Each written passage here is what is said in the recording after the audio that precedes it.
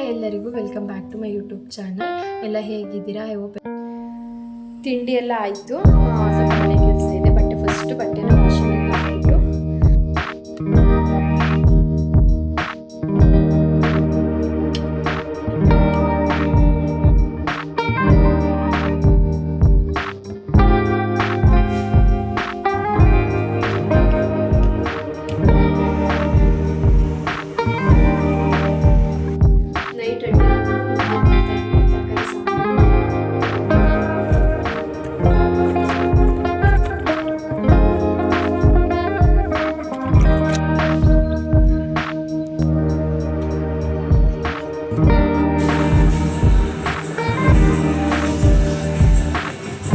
ಎಲ್ಲರಿಗೂ welcome back to my YouTube channel. ಎಲ್ಲ ಹೇಗಿದ್ದೀರಾ? ಐ ಹೋಪ್ ಎಲ್ಲ ಚೆನ್ನಾಗಿದ್ದೀರಾ ಅಂತ ಹೇಳಿ. ಇದು ಬಂದು ಭಾನುವಾರದ ಒಂದು ವ್ಲಾಗ್ ಆಗಿರುತ್ತೆ. ಸೊ ಇನ್ನೇನಿರುತ್ತೆ, ಮಾಮೂಲಿ ಡೈಲಿ ರೊಟೀನೇ ಇರುತ್ತೆ. ಸೊ ತುಂಬ ಜನ ಕಮೆಂಟ್ ಮಾಡಿ ಕೇಳ್ತಾ ಇದ್ದೀರಾ, ಡೈಲಿ ವ್ಲಾಗ್ನ ಅಪ್ಲೋಡ್ ಮಾಡಿ ಅಥವಾ ಆ ವಿಡಿಯೋನ ರೆಗ್ಯುಲರಾಗಿ ಹಾಕಿ ಅಂತ ಹೇಳಿ. ಸೊ ಇನ್ನು ಮುಂದೆ ರೆಗ್ಯುಲರಾಗಿ ವಿಡಿಯೋನ ಅಪ್ಲೋಡ್ ಮಾಡಬೇಕು. ತುಂಬಾ ಸಪೋರ್ಟ್ ಮಾಡಿದ್ದೀರಾ. ನಿಮ್ಮ ಸಪೋರ್ಟ್ ಹೀಗೆ ಇರಲಿ. ಆದಷ್ಟು ಇನ್ನೂ ಸಪೋರ್ಟ್ ಮಾಡೋಕ್ಕೆ ಟ್ರೈ ಮಾಡಿ ಅಂತ ಹೇಳ್ತೀನಿ. ಹೊಸದಾಗಿ ವಿಡಿಯೋನ ನೋಡ್ತಾ ಇರೋರು ಚಾನಲ್ನ ಸಬ್ಸ್ಕ್ರೈಬ್ ಮಾಡಿಕೊಂಡು ವಿಡಿಯೋನ ನೋಡಿ. ವಿಡಿಯೋ ಇಷ್ಟ ಆದರೆ ಲೈಕ್ ಮಾಡಿ. ಹಾಗೆ ವಿಡಿಯೋ ಹೇಗೆ ಅನ್ನಿಸುತ್ತೆ, ಈ ವಿಡಿಯೋ ಬಗ್ಗೆ ನಿಮಗೆ ಏನಾದರೂ ಅಭಿಪ್ರಾಯ ಇದ್ದರೆ ಕಮೆಂಟ್ ಬಾಕ್ಸಲ್ಲಿ ತಿಳಿಸಿ. ಅದನ್ನು ನೋಡಿದಾಗ ಏನು ಚೇಂಜಸ್ ಮಾಡ್ಕೋಬೇಕು ಅನ್ನೋದು ನನಗೆ ಗೊತ್ತಾಗುತ್ತೆ. ಹಾಗಾಗಿ ಕಮೆಂಟ್ ಮಾಡೋದನ್ನು ಮರಿಬೇಡಿ.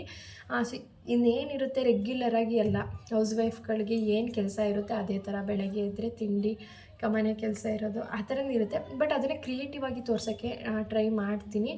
ನಿಮಗೆಲ್ಲ ಏನು ಅಂತಂದರೆ, ನಮ್ಮ ಅಮ್ಮನ ಮನೇಲಿ ಹಳ್ಳೀಲಿ ವ್ಲಾಗ್ ಮಾಡ್ತೀನಲ್ಲ, ಅದೇ ನಿಮಗೆ ಜಾಸ್ತಿ ಇಷ್ಟ ಆಗಿರೋದು. ಆ್ಯಂಡ್ ಅದೇ ಕೂಡ ವೈರಲ್ ಆಗಿರೋದು. ಅದರಿಂದನೇ ನನಗೆ ಸಬ್ಸ್ಕ್ರೈಬರ್ ಜಾಸ್ತಿ ಆಗಿರೋದು. ಆ್ಯಂಡ್ ಕಮೆಂಟು ಕೂಡ ನನಗೆ ತುಂಬ ಪಾಸಿಟಿವ್ ಆಗಿ ಬಂದಿರೋದಿಲ್ಲ. ಅಮ್ಮನ ಮನೆ ಯಾವುದೋ ನೆಗೆಟಿವ್ ಆಗಿ ಬಂದಿಲ್ಲ. ಬಟ್ ತುಂಬಾ ಕಮೆಂಟ್ ಮಾಡೋ ಒಂದು ವೀಡಿಯೋಸ್ ಅಂದರೆ ನಮ್ಮ ಅಮ್ಮನ ಮನೇಲಿ ಮಾಡೋ ವೀಡಿಯೋಸು. ಆದರೆ ಯಾವಾಗಲೂ ಅಮ್ಮನ ಮನೇಲೇ ಮಾಡೋಕ್ಕಾಗಲ್ಲ ಅಲ್ವಾ ವೀಡಿಯೋಸ್ನ. ಅಲ್ಲಿ ಸ್ವಲ್ಪ ದಿವಸ ಇದ್ದಾಗ ನಾನು ಅಲ್ಲಿ ವೀಡಿಯೋನ ರೆಕಾರ್ಡ್ ಮಾಡ್ಕೊಂಡಿರ್ತೀನಿ, ಅದನ್ನು ವಾಯ್ಸ್ ಓವರ್ ಕೊಡ್ತೀನಿ. ಇನ್ನು ಗಂಡನ ಮನೆಗೆ ಬಂದಾಗ ಅಲ್ಲಿದ್ದನ್ನು ಮಾಡಬೇಕು. ಬಟ್ ನಿಮಗೆಲ್ಲ ಜಾಸ್ತಿ ಇಷ್ಟ ಆಗೋದು ಬಂದು ಹಳ್ಳಿ ಒಂದು ವೀಡಿಯೋಗಳು. ನೋಡೋಣ, ಹೋದಾಗೆಲ್ಲ ಅಲ್ಲೂ ಕೂಡ ಮಾಡ್ತೀನಿ. ಆ್ಯಂಡ್ ಇಲ್ಲೂ ಡೈಲಿ ರೊಟೀನ ಶೇರ್ ಮಾಡ್ತೀನಿ.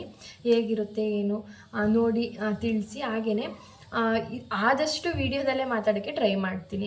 ಸ್ವಲ್ಪ ನರ್ವಸ್ ಇರುತ್ತೆ ಹೊಸ್ದಾಗಿ ಏನಾದರೂ ಮಾತಾಡ್ತಿದ್ದೀಗ ಒಂದು ಫೋನ್ನ ಇಟ್ಬಿಟ್ಟು ಸುಮ್ಮನೆ ಫೋನ್ ಜೊತೆ ಮಾತಾಡೋದು ಅಂದಾಗ ಏನು ಮಾತಾಡ್ತೀವಿ ಅನ್ನೋದು ಗೊತ್ತಾಗಲ್ಲ, ಅಥವಾ ಯಾವ ಟಾಪಿಕ್ ಬಗ್ಗೆ ಏನು ಮಾತಾಡಬೇಕು ಅನ್ನೋದಷ್ಟು ತಕ್ಷಣ ಒಳೆಯೋದಿಲ್ಲ.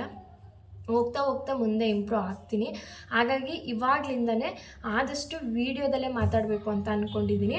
ಏನಾದರೂ ವಾಯ್ಸು ಜಾಸ್ತಿ ಆದರೆ ಅಥವಾ ಕಡಿಮೆ ಅನ್ನಿಸ್ತಿದ್ರೆ ಅಥವಾ ಫಾಸ್ಟಾಗಿ ಮಾತಾಡ್ತೀನಿ ಅನ್ನೋದೇನಾದರೂ ಇದ್ದರೆ ಅದನ್ನು ಕೂಡ ಕಮೆಂಟ್ ಮಾಡಿ ಸಪೋರ್ಟ್ ಮಾಡಿ ಅಷ್ಟೇ. ನನಗೆ ಅಂತಲ್ಲ, ಚಿಕ್ಕದಾಗಿ ಯಾರೇ ಒಂದು ಏನಾದರೂ ಪ್ರಯತ್ನ ಪಡ್ತಿದ್ದಾರೆ ಅಂದರೆ ಅವ್ರಿಗೆ ಸಪೋರ್ಟ್ ಮಾಡಿ. ಸೊ ಇವತ್ತು ಇಷ್ಟ ಆಗಲಿಲ್ಲ, ಈ ಕಂಟೆಂಟ್ ಇಷ್ಟ ಆಗಲಿಲ್ಲ ಅಂದರೆ ಮುಂದೆ ಒಂದು ದಿವಸ ಖಂಡಿತ ಇಷ್ಟ ಆಗೋ ಥರ ಮಾಡೇ ಮಾಡ್ತಾರೆ. ಏನಕ್ಕೆ ಅಂದರೆ ಎಲ್ಲರೂ ಒಂದೇ ಸ್ಟೆಪ್ಪಲ್ಲಿ ತುಂಬ ಹೈಯಾಗಿ ಯಾವುದೂ ಮಾಡೋಕ್ಕಾಗಲ್ಲ ಅಲ್ವಾ. ಒನ್ ಬೈ ಒನ್ ಎಲ್ಲದನ್ನು ಈ ಥರ ಮಾಡಬೇಕು, ನೆಕ್ಸ್ಟ್ ಈ ಥರ ಒಂದು ಎಡಿಟಿಂಗ್ ಕಲಿಯೋದಾದ್ರೂ ಅಷ್ಟೇ ಸ್ಟೆಪ್ ಬೈ ಸ್ಟೆಪ್ಪೇ ಕಲಿಬೇಕಲ್ವ. ಹಾಗಾಗಿ ನೆಕ್ಸ್ಟು ಒಂದು ದಿವಸ ಖಂಡಿತ ಇಷ್ಟ ಆಗೇ ಆಗುತ್ತೆ. ಹಾಗೆ ವಿಡಿಯೋನ ನೋಡಿ ಸುಮ್ಮನೆ ಅಯ್ಯೋ ಬಿಡು ಬೇಡ ಅಂದ್ಬಿಡಿ. ಒಂದು ಸಬ್ಸ್ಕ್ರೈಬಿಂದ ದುಡ್ಡು ಕೊಟ್ಬಿಟ್ಟೇ ಸಬ್ಸ್ಕ್ರೈಬ್ ಮಾಡಲ್ಲ ಅಲ್ವಾ.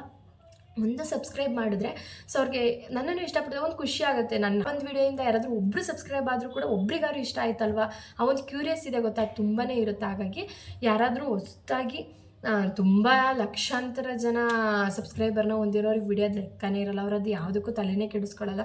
ಬಟ್ ನಾವು ಚಿಕ್ಕದಾಗಿ ಮಾಡ್ತಿರ್ತೀವಲ್ವ, ಒಂದೊಂದು ಸಬ್ಸ್ಕ್ರೈಬು ಕೂಡ ತುಂಬ ಖುಷಿ ಆಗುತ್ತೆ. ಹಾಗೆಯೇ ಸಬ್ಸ್ಕ್ರೈಬ್ ಮಾಡಿ ಅನ್ಸಬ್ಸ್ಕ್ರೈಬ್ ಮಾಡಿದಾಗ ತುಂಬಾ ಬೇಜಾರಾಗಿರೋದುಂಟು. ಹಾಗೆ ವಿಡಿಯೋನ ಆದಷ್ಟು ಕೊನೆವರೆಗೂ ನೋಡಿ, ಬೋರ್ ಏನಾಗಲ್ಲ.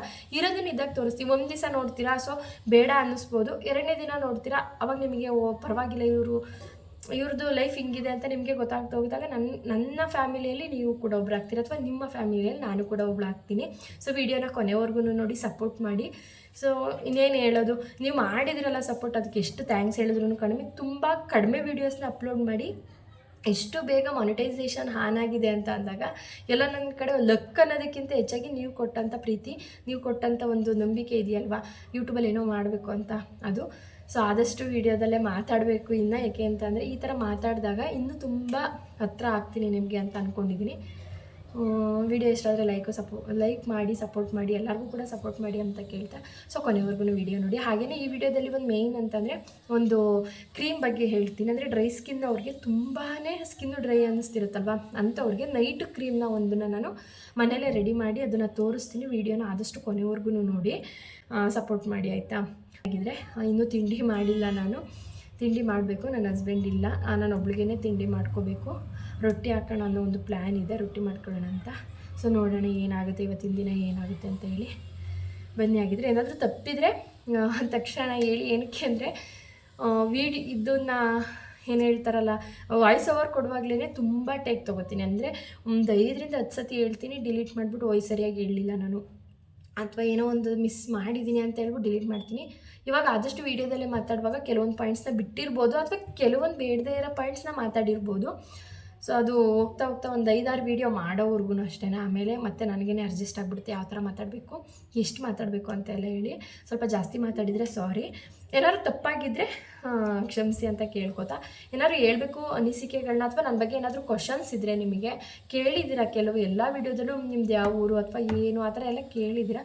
ಸೊ ಈ ವಿಡಿಯೋದಲ್ಲೂ ನಿಮ್ಗೆ ಏನಾದರೂ ಕ್ವಶನ್ಸ್ ಕೇಳೋದಿದ್ದರೆ ಕೇಳಿರಿ. ನೆಕ್ಸ್ಟ್ ಒಂದು ವೀಡಿಯೋನ ಬೇಕಾದರೆ Q&A ಕ್ವಶನ್ ಆ್ಯಂಡ್ ಆನ್ಸರ್ ವೀಡಿಯೋನ ಮಾಡೋಣ. ನಿಮ್ಗೆ ಯಾವ ಥರ ವ್ಲಾಗ್ ಬೇಕು ಅಥವಾ ಯಾವ ಥರ ವೀಡಿಯೋ ಬೇಕು, ಏನಾದರೂ ರೆಸಿಪೀಸ್ ಬೇಕು ಅಂತಂದರೆ ಖಂಡಿತ ನನಗೆ ಕಮೆಂಟ್ ಮಾಡಿ ತಿಳಿಸಿರಿ. ನಾನು ಅದಕ್ಕೆ ಆ ರೆಸಿಪೀಸ್ನ ಮಾಡಿ ಹಾಕ್ತೀನಿ. ಅಥವಾ ಏನಾದರೂ ಯೂಟ್ಯೂಬ್ ಬಗ್ಗೆನೇ ಡೌಟ್ಸ್ ಇದ್ದರೆ ನಿಮಗೆ, ಯೂಟ್ಯೂಬ್ ಮಾಡ್ತಿರೋರಾಗಲಿ ಅಥವಾ ಯೂಟ್ಯೂಬ್ ಮಾಡಬೇಕು ಅಂದ್ಕೊಂಡಿರೋರಾಗಲಿ ಏನಾದರೂ ಡೌಟ್ಸ್ ಇದ್ದರೆ ಅಥವಾ ಯಾವ ಥರ ಕ್ರಿಯೇಟ್ ಮಾಡೋದು ಎಲ್ಲ ಇದ್ದರೆ, ಏನಾದರೂ ಇದ್ದರೆ ಅದ್ರ ಬಗ್ಗೆ ಕೇಳಿ, ಅದ್ರ ಬಗ್ಗೆನೂ ಕೂಡ ನಾನೊಂದು ವ್ಲಾಗ್ ಮಾಡಿ ಹಾಕ್ತೀನಿ.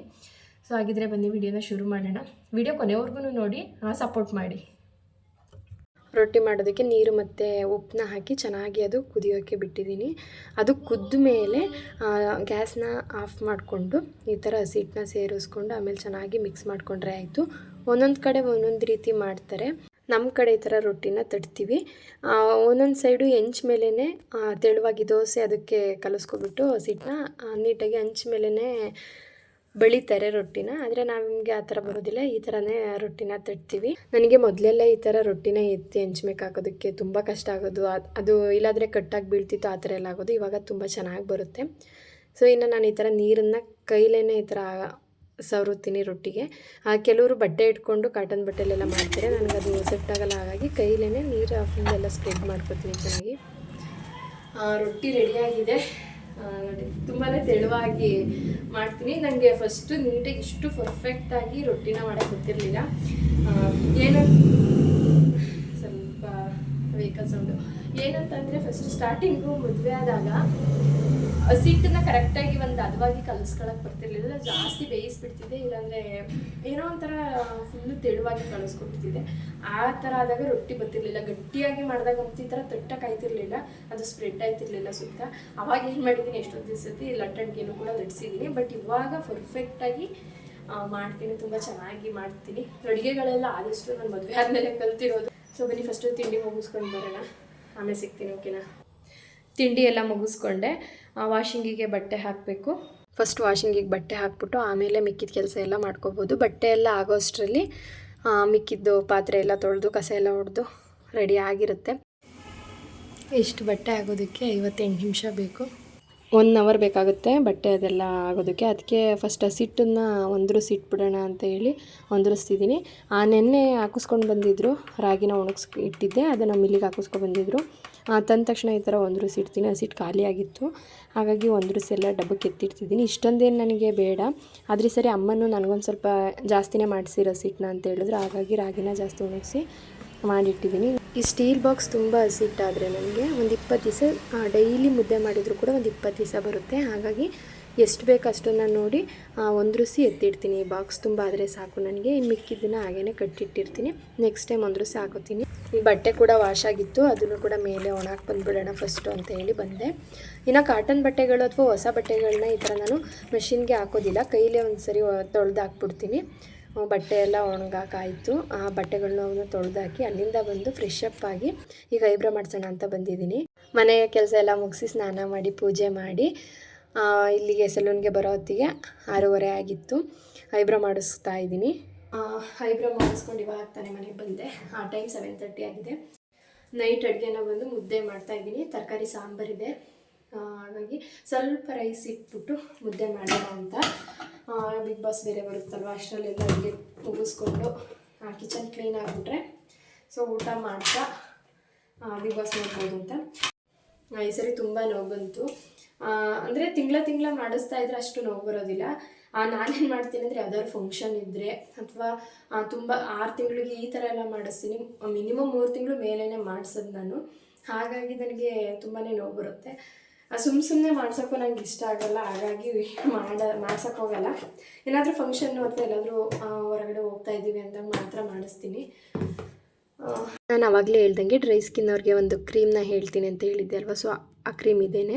ತುಂಬ ಈಸಿ 4 ಪ್ರಾಡಕ್ಟ್ನ ಯೂಸ್ ಮಾಡಿ ಮಾಡುವಂಥ ಕ್ರೀಮ್. ಇನ್ನು ಇದನ್ನು ಮಾಡೋದಕ್ಕೆ 1 ಟೇಬಲ್ ಸ್ಪೂನಷ್ಟು ಕೊಬ್ಬರಿ ಎಣ್ಣೆ ತೊಗೊಳ್ಳಿ. ಯಾವ ಬ್ರ್ಯಾಂಡ್ ಆದರೂ ಪರವಾಗಿಲ್ಲ. ನಾನು ಇಲ್ಲಿ ಮನೇಲೇ ಮಾಡಿಸಿರೋಂಥ ಕೊಬ್ಬರಿ ಎಣ್ಣೆನ 1 ಟೇಬಲ್ ಸ್ಪೂನ್ ತೊಗೊಂಡಿದ್ದೀನಿ. ಹಾಗೆಯೇ ಆಲೋವೆರಾನು ಕೂಡ ಯಾವ ಬ್ರ್ಯಾಂಡ್ ಆದರೂ ಪರವಾಗಿಲ್ಲ. 1 ಟೇಬಲ್ ಸ್ಪೂನ್ ಆಲೋವೆರಾ ಜೆಲ್ನು ತೊಗೊಳ್ಳಿ.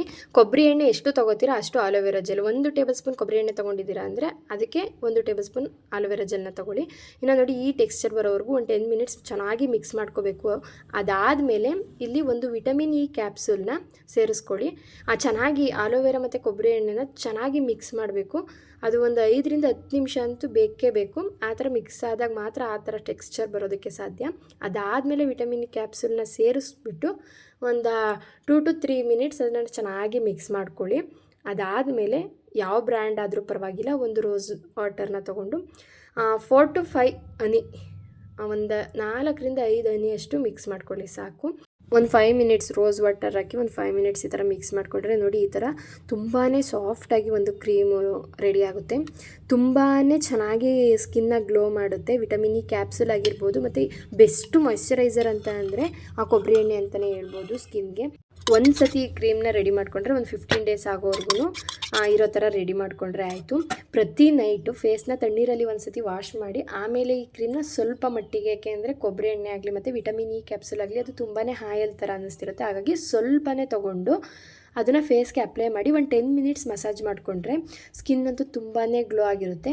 ಈ ಕ್ರೀಮ್ನ ಬೆಳಗ್ಗೆ ಹೊತ್ತು ಯೂಸ್ ಮಾಡಬಾರ್ದು, ರಾತ್ರಿ ಮಲಗೋ ಟೈಮಲ್ಲಿ ಯೂಸ್ ಮಾಡ್ಕೊಂಡು ಈ ಥರ ಒಂದು 10 ನಿಮಿಷ ಮಸಾಜ್ ಮಾಡಿಕೊಂಡ್ರೆ ಸಾಕು. ಆಮೇಲೆ ಇದನ್ನು ಹಚ್ಬಿಟ್ಟು ಕೂಡ ಧೂಳಿಗೆಲ್ಲ ಹೋಗಬೇಡಿ, ನೈಟ್ ಹಚ್ಚಿ. ಹಾಗಾಗಿ ನೈಟ್ ಕ್ರೀಮ್ ಅಂತಲೇ ಹೇಳಿದ್ದು ಇದನ್ನು. ಇನ್ನು ಇದನ್ನು ನಾನು 6 ಮಂತ್ಸಿಂದ ಯೂಸ್ ಮಾಡ್ತಿದ್ದೀನಿ. ತುಂಬಾ ಚೆನ್ನಾಗಿ ಅನಿಸಿದೆ ರಿಸಲ್ಟು, ಹಾಗಾಗಿ ನಿಮಗೆ ಶೇರ್ ಮಾಡ್ತಾಯಿದ್ದೀನಿ. ಡ್ರೈ ಸ್ಕಿನ್ನವ್ರು ಮಾತ್ರ ಇದನ್ನು ಯೂಸ್ ಮಾಡಿ, ಆಯಿಲ್ ಸ್ಕಿನ್ನವ್ರು ಇದನ್ನು ಮಾಡಬೇಡಿ. ತುಂಬ ಆಯಿಲ್ ಕಂಟೆಂಟ್ ಇರುತ್ತಲ್ಲ, ಹಾಗಾಗಿ ಊಟದ ಟೈಮ್ ಆಯಿತು, ಹಾಗಾಗಿ ಊಟ ಮಾಡೋಣ ಅಂತ ಕೂತಿದ್ವಿ. ಸೊ ಮುದ್ದೆ ಮಾಡಿದ್ದೆ, ತರಕಾರಿ ಸಾಂಬಾರು ಜೊತೆಗೆ ಸೈಡ್ಸಿಗೆ ಅಂತ ಹೇಳಿ ಆಮ್ಲೆಟ್ ಕೂಡ ಮಾಡ್ಕೊಂಡಿದ್ದೆ. ಆ ಟೈಮ್ 9 ಗಂಟೆ ಆಗಿತ್ತಲ್ವ, ಹಾಗಾಗಿ ಬಿಗ್ ಬಾಸ್ ಇನ್ನೇನು ಶುರು ಆಗ್ತಿತ್ತು. ಸೊ ನಾವು ಕೂಡ ಊಟ ಮಾಡೋಣ ಅಂತ ಕೂತಿದ್ವಿ. ನನ್ನ ಫೇವ್ರೆಟ್ ಶೋ ಅಂತ ಅಂದರೆ ಬಿಗ್ ಬಾಸ್. ಅದರಲ್ಲೂ ವೀಕೆಂಡ್ ಎಪಿಸೋಡ್ಸ್ನ ನಾನು ಯಾವತ್ತೂ ಕೂಡ ಮಿಸ್ ಮಾಡಿಲ್ಲ. ನೋಡಿದಿರಿ ಅಲ್ವಾ, ಬೆಳಗ್ಗಿನಿಂದ ನನ್ನ ದಿನ ಹೀಗಿತ್ತು. ಸೊ ವಿಡಿಯೋ ಇಷ್ಟ ಆದರೆ ಲೈಕು, ಸಬ್ಸ್ಕ್ರೈಬು, ಕಮೆಂಟು ಎಲ್ಲದನ್ನು ಮಾಡಿ. Thank you for watching.